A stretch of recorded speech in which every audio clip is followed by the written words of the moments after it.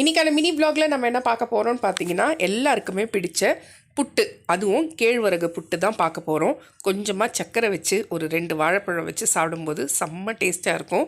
வாங்க கேழ்வரகு புட்டு எப்படி ரெடி பண்ணுறதுன்னு பார்க்கலாம். அதுக்கு ஃபஸ்ட்டு வந்துட்டு ஒரு பவுல் எடுத்துக்கோங்க. அதில் 2 கப்பு கேழ்வரகு மாவு சேர்த்துட்டு ஒரு அரை டீஸ்பூன் உப்பு சேர்த்துக்கோங்க.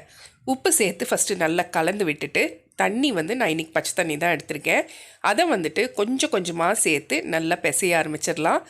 பிசைய வந்துட்டு நல்லா ஒரு 10 மினிட்ஸ்க்கு கைவிடாமல் இந்த மாதிரி பிசையும் போது நல்ல மாவு வந்து உதிரியாகும். ஏன்னா தண்ணி வந்து நம்ம கொஞ்சம் கொஞ்சமாக தானே சேர்க்குறோம்.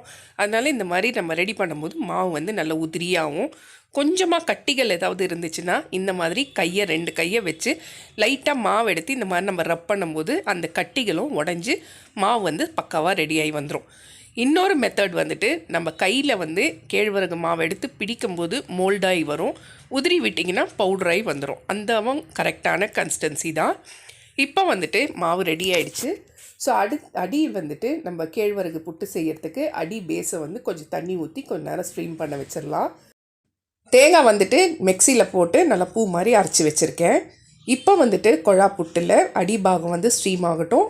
மேலில் வந்துட்டு நம்ம அந்த குழாவில் வந்துட்டு அச்சு வச்சுட்டு ஃபஸ்ட்டு லேயர் தேங்காய், அடுத்த லேயர் நம்ம கேழ்வரகு மாவு, அடுத்த லேயர் தேங்காய், அடுத்த லேயர் கேழ்வரகு மாவு, அந்த மாதிரி 3 வாட்டி செஞ்சுட்டு க்ளோஸ் பண்ணிவிட்டு ஒரு 20 நிமிஷம் மீடியம் ஃப்ளேமில் வச்சு நல்லா வந்துட்டு வேக விட்டுருங்க.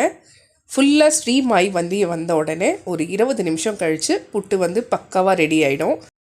குழாவை மட்டும் எடுத்துட்டு மேலே இருக்க மூடியை திறந்துட்டு அடியில் வந்துட்டு நம்ம அச்சு இருக்க இடத்துல சின்ன நைஃபோ இல்லை கரண்டியோ வச்சு நம்ம தள்ளும்போது சூப்பராக குழா புட்டு வெளியே வரும்.